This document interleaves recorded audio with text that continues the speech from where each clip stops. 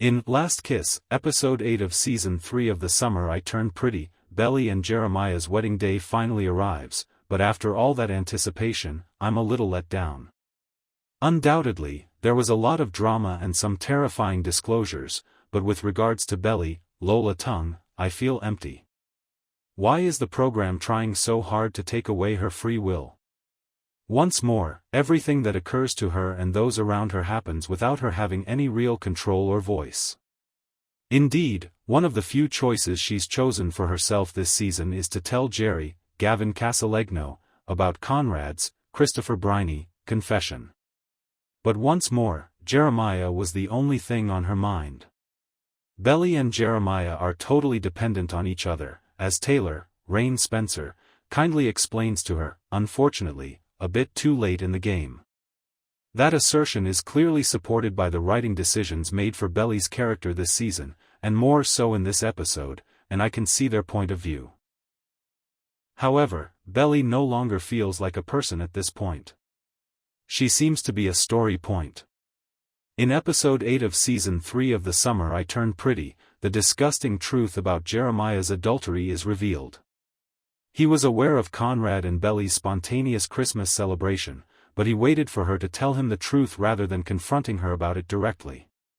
When she didn't, he got into a battle with her, took a plane to Cabo, and had 2 affairs without ever telling her the whole truth. Jeremiah has always been portrayed negatively in Season 3 of The Summer I Turned Pretty, and there have been multiple occasions when I've felt like throwing the remote control at my TV in annoyance with him. I haven't read the books. Therefore, I'm not sure if this specific truth bomb was included in the original narrative. Nevertheless, I couldn't help but ask how much character assassination is excessive. Attends to Conrad. Conrad receives no support from anyone but Laurel, Jackie Chung. He has been totally betrayed by everyone else, who now views Jeremiah as a worthy angel. Secrets and misunderstandings can be powerful narrative devices, but in this case, they feel mistreated. Never has the show's 3 main characters felt so out of balance. Conrad is the family punching bag, Belly is a shadow of her former self, and Jeremiah is a caricature villain. I would be more content at this point if they all eventually parted ways and gained some much-needed separation. But after such a significant occurrence, you don't want your audience to feel that way, do you? The most romantic, private moments in The Summer I Turned Pretty are always the best.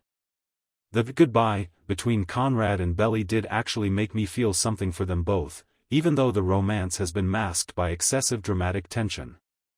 Although forehead kisses are typically a powerful romantic device, Conrad's frailty and Belly's anguish were particularly evident. Now that Jeremiah is largely absent. Collaborate more in the final 3 episodes of the series. What will happen when they aren't preoccupied with their devotion to Jeremiah or their sorrow for Susannah? There is so much chemistry between them. In this episode, Taylor's character also pleasantly surprised me by finally calling up Belly's extreme dedication to Jeremiah and the wedding. Belly needed to be corrected, and I'm happy that Conrad and Taylor were able to do that. It was rewarding to watch those confrontations feel deserved. As we venture into unexplored narrative area in the next 3 episodes, I'm hoping that Belly will finally regain her agency. It's time for her to regain control of her future now that her relationship with Jeremiah appears to be finished forever. At least it's a positive move when she purchases a ticket to Paris at the conclusion of The Summer I Turned Pretty Season 3, Episode 8. However, she refutes everything, and Conrad leaves with his hands up in a symbolic gesture. He informs her that he's done acting, but she can have what she wants.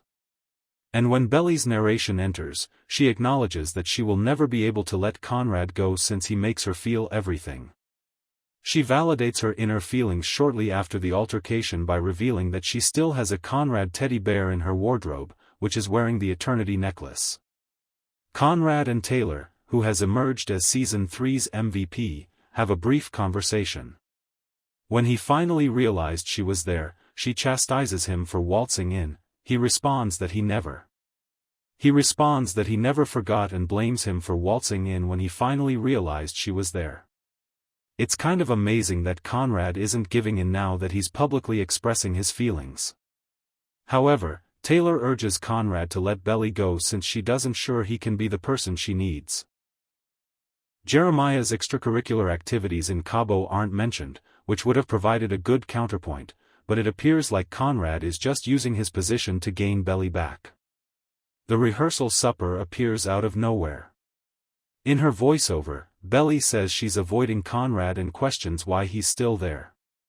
It sounds like she's attempting to arouse his jealousy by being romantically involved with Jeremiah.